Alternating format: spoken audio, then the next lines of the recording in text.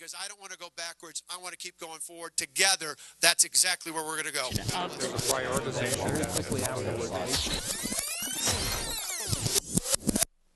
I'm Steve Walders. And I'm J.R. Ross. This is Rewind, Wisconsin-Eye's look at this week in the Capitol. J.R., you and I have long thought that one of the biggest puzzles to solve in the next state budget is transportation funding. And so I want to spend a little bit of time. I sat back this week and listed all the trial balloons. There goes another.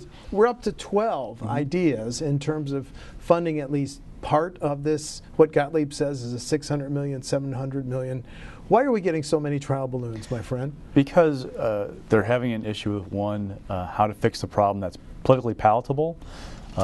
The easiest way is raise taxes, but raising taxes, a straight tax hike, is difficult to pass, A, with Governor Walker, who doesn't like tax hikes, and B, a Republican-controlled legislature that most of them ran against raising taxes in the first place. So there's that issue out there. So how do you get creative? You know, do you raise this fee here? Do you do this there? I mean, it's basically the dilemma of what rabbit can Walker pull out of a hat to make this all work and make it sell with lawmakers and the public. And you know, their base. I mean, their base is not big on raising taxes, too. So that's another issue for them. That's true. Well, as I said, I sat back. I found it so intriguing to make a list. So let's go through some of the things that have been recommended. As you know, Transportation Secretary Gottlieb raised the gas tax by 5 cents and the tax on diesel fuel by 10 cents. That has got to be packaged with some kind of offset at the very least to make it work. But it would be the straightest way to do it. Now, here's the other thing about gas taxes, right? The whole problem with the transportation fund is the gas tax is a declining source of revenue because our cars are more fuel efficient. Right. So you keep raising taxes on a less stable piece of revenue, it doesn't solve a long-term problem. So there's a fix there, unless you're going to try indexing that gas tax again and have it go up, which is not going to come back. Which was stopped in 2006. Yes. Okay. Gottlieb also suggesting a surtax on new car prices. Not going to happen. Yeah, I heard that yesterday too. Not going to happen. Why? Because it's just a tax increase? It's going to irritate, well, it's tax increase. It's going to irritate the people who sell cars, people who buy cars. I mean, you're basically just jacking up the sales tax on a new car. And why would you do? I mean, why would Governor Walker embrace that approach? That's just not going to happen. Making owners of hybrid and electric cars pay more when they register their vehicles annually. Well, when I ask Republicans about it, like, well, they don't vote for us anyway. The Prius crowd, they're not real big on Republicans. So, you know, other than Rob Coles, you know, lawmaker from Green Bay. So that one, you can make an argument that it's a user fee, not a tax hike, and the people who would be upset by it aren't going to be vote for Republicans anyway. I guess you can make that argument. What a blunt political assessment, but that's kind of how the Capitol works. The number that Gottlieb wants, $574 million diverted from the general fund. Now, I interviewed Scott Manley, chief lobbyist for WMC. He said, we think there should be some money from the general fund for transportation, but maybe Secretary Gottlieb is a little too high. How do you feel about that? That number is difficult because you kind of amplify the argument of schools versus roads. And healthcare. And healthcare and everything else. And oh, by the way, there's a $2.2 billion shortfall with expected revenues in the general fund versus requested expenses. Now, that number is somewhat inflated because a lot of it is requested expenses from agencies who put together a wish list, if you will, for the governor. But there's a real issue with medical assistance fund. I mean, they need, what, $780 million somewhere? $760. That neck of the woods, just to continue, costs to continue our MA caseload. So you're going to put people in the streets who are getting health care from that program? I mean, what are you going to do otherwise? So, I mean, there are real demands on the fund that you have to address, and if you pull more money out of there, where do you cut it? Now, he's talking about a reorganization of state government or, merging state government. You're not going to squeeze $1 billion out of state agencies. You could get maybe a few million here. Few million. But tens, hundreds? Nope. No. Absolutely not. So where's the money going to come from? Also, then on Wednesday, the Local Government Institute laundry listed some other things. And let's just go through them one by one. Make the wheel tax, which local municipalities can now charge, and more of them are charging it if they get approval from voters, into a value-based fee. You buy a Mercedes, you pay $400. You buy a Kia, you pay $120.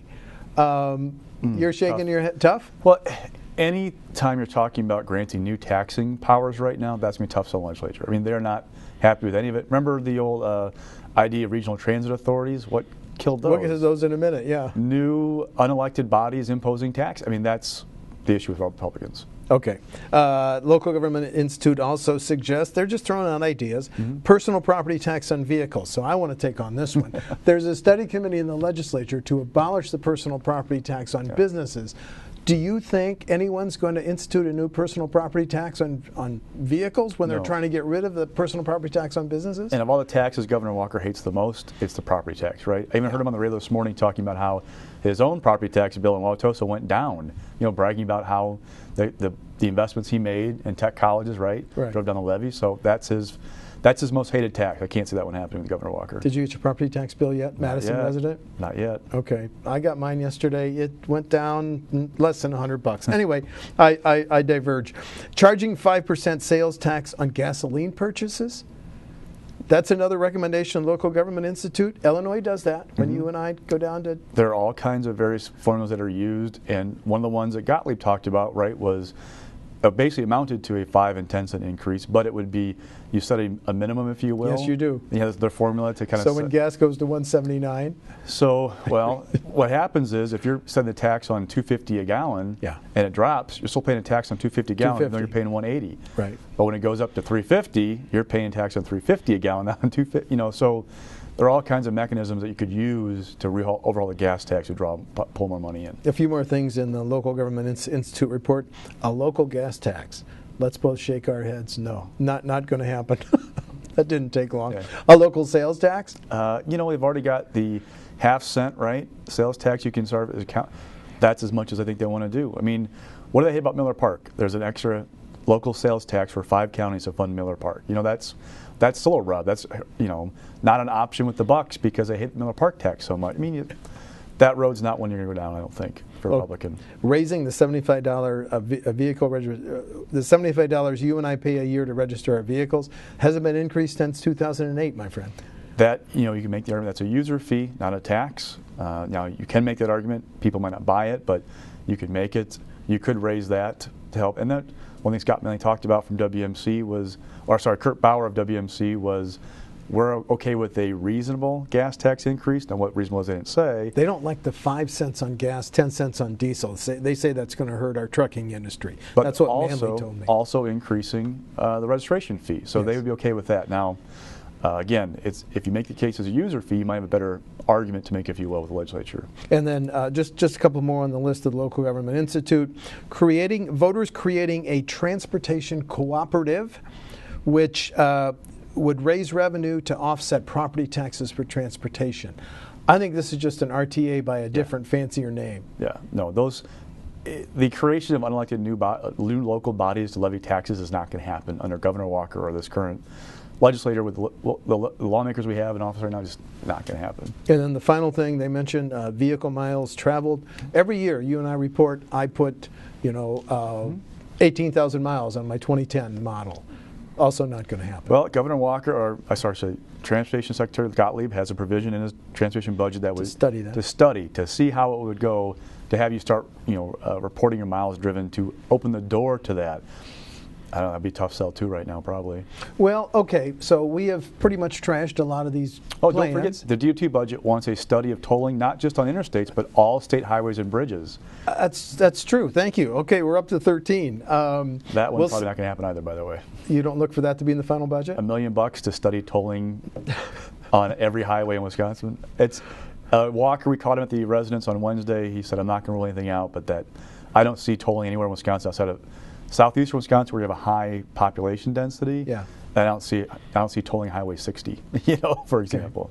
Okay, but now let's talk about there is some traction for some increase. There is growing traction, growing agreement that we're going to have to pay more for transportation. Yes. Let's take a segment. Let's listen to what Scott Manley, Chief Lobbyist for WMC, told us about the recognition by business that, okay, we're going to have to pony up more. Mm-hmm. I think the business community recognizes that we've got challenges with transportation funding. Mm-hmm. I think the business community is willing to support funding increases, including a gas tax increase, which is something, frankly, we haven't been terribly supportive of the past. But we do recognize the need, and we recognize that our current funding structure is just inadequate. I mean, it's not giving us the resources we need to ensure that we have a safe and reliable infrastructure. Them cover, Governor Walker and the GOP lawmakers, to bless a gas tax increase of some sort and a registration fee increase. Doesn't that go a long way to telling us what's going to be in that final budget for transportation? It helps, but I don't see Charlie Sykes or Mark Belling or Jay Weber on the WMC board, do you? And let's be honest, Talk Radio Milwaukee drives a lot of discussion, Republican politics, because that's part of their base. And Talk Radio, if they don't like something, they will go after it. And that might be a hard sell for them. Don't forget, WMC is a very powerful organization in state politics right now. Yes. But just because they jump doesn't mean they're going to say how high. They've backed things before that I've seen go nowhere. For example, Bauer's thing this week also talked about a reining in frac sand mining at the local level. He wants a preemption bill. He wants a preemption bill. How'd that go local government could. How'd that go this past session? They got out of one committee for the guy who pushed the bill, and that was it. They couldn't agree to it. Yeah. And later on in that interview, Scott Manley said this, it was intriguing. We think we could do more than a $10 increase in the vehicle, the annual registration fee. That was very intriguing. Oh, we have one of the lowest registration fees in the country, right? We're a high tax, low fee state, as we've heard for years, right? They get you in the property taxes, your income tax, your sales taxes, or not the sales tax that much, but not in your fees. So they could reverse that. But I don't see a huge, I mean, do you see a $20 increase going from 75 to 95? That would, now you're talking about some tough sells when you get that bill once a year and go, man, what are they doing? You know, that's a hard thing about those taxes. Your property tax bill, what is it? It comes once a year, and you see it all right there. Your income taxes, it's every paycheck. I can tell you the amount of the property tax check that I just wrote less than 12 hours ago. Okay, but let's go back to it gaining traction. Well, is this the wrong term? When you have the leaders of the Wisconsin counties, Wisconsin towns, Wisconsin League of Municipalities say at a press conference in front of the whole world on Wednesday, we support Secretary Gottlieb's budget, doesn't that also provide some cover for legislators to go with this menu of some type of tax and fee increases? It does, but the base is not necessarily represented by those groups, right? Republicans have a base that does not like tax increases. So if you can get the base to buy into it, that's different. Now, our sister publication, Was Business, participated in this economic survey every quarter. Our latest numbers, 61% of voters do not support the DOT budget as proposed, with that 741 million. 751 tax and fee, 574 diversion from the general fund. Excuse me. Already 61% say I don't like what I'm seeing so far. So that's kind of your foundation you're coming from and trying to persuade the public to do something like this. But they like those good roads and highways and streets, and anyway, this is part of. That's what Alberta Darling said up front a few weeks ago. People like roads, they don't like paying for them. So how do you convince them to pay for it? Now, do you offer some choices? Well, okay, you want to pay for the road, we're not going to do this. We're going to stop the zoo for a year, or we're going to stop the I-94 reconstruction. They're not going to do that. Okay. So what choices do you give them that persuade the voters that, okay, I'm okay with this? Okay, new subject. Last week, Lieutenant Governor Rebecca Clayfish and State Revenue Secretary Rick Chandler, they issued a report based on their 23 roundtables. Now, it seems to me, correct me if I'm wrong, they told us the obvious. Yes. People don't like taxes, and they don't like property taxes. They didn't make, and they want a tax cut. No recommendations. Why no recommendations? You go out there, you hold 23 meetings. Well, you might. Some might question the value of that effort if you're not going to make a recommendation on what should be done. You could argue they won't get out in front of Governor Walker because in just a month and a half he's going to have his own plan out there. But really, I mean, I've seen some people talk about a missed opportunity here to make a case of what should be done. It's kind of another. I mean, how many reports have you seen in the Capitol where they go out and do all this work and nothing happens? School funding. School funding. Blue Ribbon Commission on. We have a library on blue ribbon commissions that are gathering dust. So the initial reaction is, well, it's another one of those throw on the shelf and forget about it because it doesn't do anything. Now, it is trying to set the stage for Governor Walker to do a property tax cut. He has talked repeatedly about his priorities are what? Cutting property taxes, reforming government, improving schools. Those are the things he's talked about consistently, right, lead up to his budget. So it sets the stage a little bit for that property tax cut that is coming. Now, what's he going to do? I think some of the smart money is on further buying down the tech college levy, although that has some, there's some issues with that because it's much like the school funding formula. Voters in different districts don't get as much of a benefit as voters in other districts. So it's not a straight dollar for everybody reduction. So there's one issue with that. Another issue with tech colleges is if you buy it all the way down, how do you govern those bodies then? Do you take away local control and have a state tech college board? Oh, by the way, Madison has a higher debt service payment right now, or a higher debt level than other districts do because it did a big building boom. So how do you take care of that? So, but anyway, so property taxes are probably the main focus for a tax cut for Governor Walker. This report points to that. Yeah. But doesn't give him anything to say, this is how we're going to do it. So do you see it as a lost opportunity, the fact that Clayfish and Chandler didn't recommend any specific tax cuts? Did it Because the advance? governor could walk away from anything they recommended. Yeah. Did it move the ball at all? I don't get the impression, talking to folks, that they really moved the ball down the field and said, yes, we now have a clear path to how to fix this problem. Okay.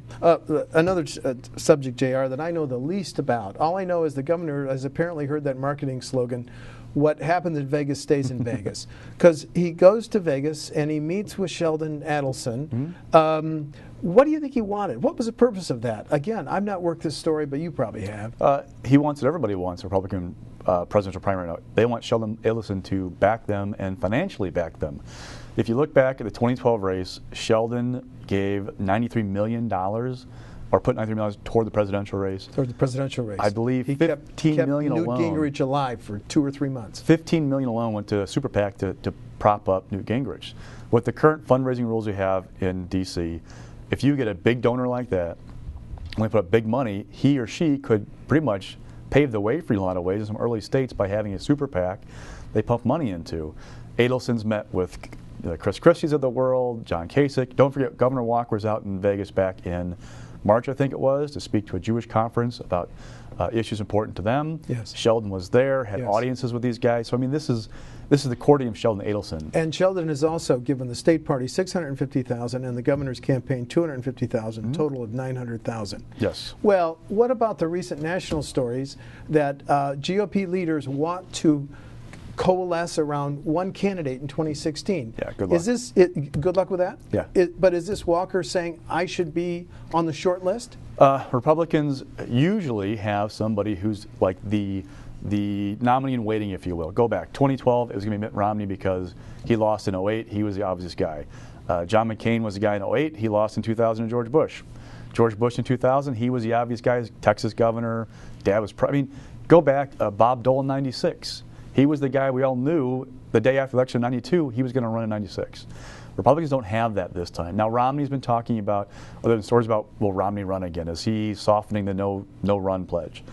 Republicans have a much more open process than what they're used to right now, and I think they may like to get behind one candidate. That's not possible right now. Now we're sitting here in December of 2012 or 14.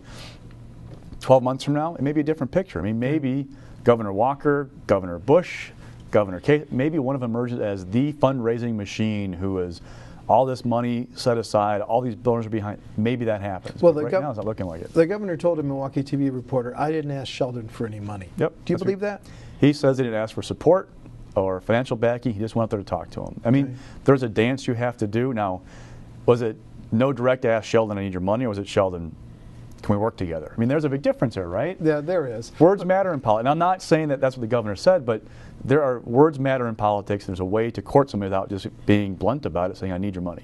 But here's what I find ironic. We have a governor who can't decide whether we should have a Kenosha casino, and yet he goes out and meets with Sheldon, who's a billionaire, who got rich based on the casino industry. I just see it as ironic. And Governor Walker's opposed to, I mean, personally, he's not a big fan of gaming, you know? Right. I joked, hey, did you go throw some craps out in Vegas? No, I'm not a gambler. It's not his forte. He isn't. He isn't. Okay, time for WisPolitics stock reports, sir. So rising. So Tom Petri, we talked about him before. Exonerated. Yes. Excuse me.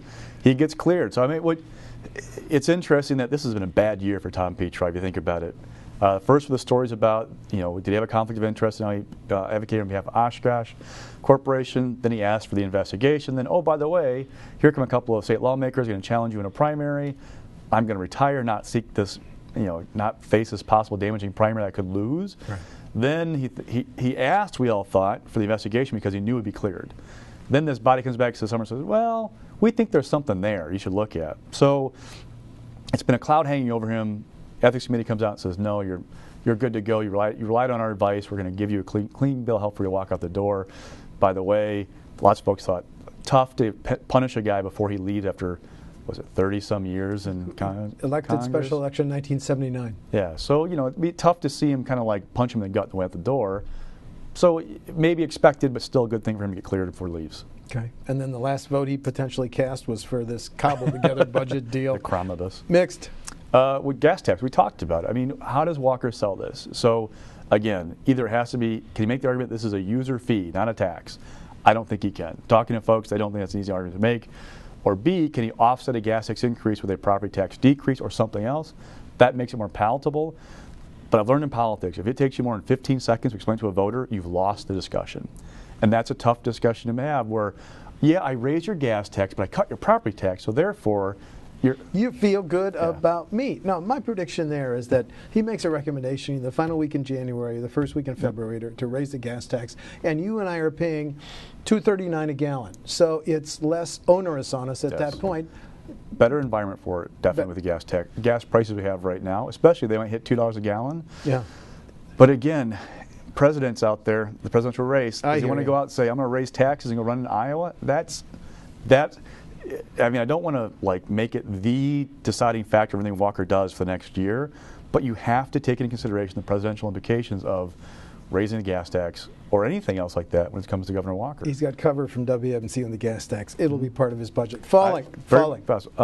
Wisconsin Health, we're not doing so well. Those beer and cheese curds aren't. But what's interesting is we dropped in a national ranking of health another 3 spots. We're down 11 spots in like the last 4 years. Big thing driving it, whooping cough. It's up dramatically. We're one of the worst states in the country right now for that.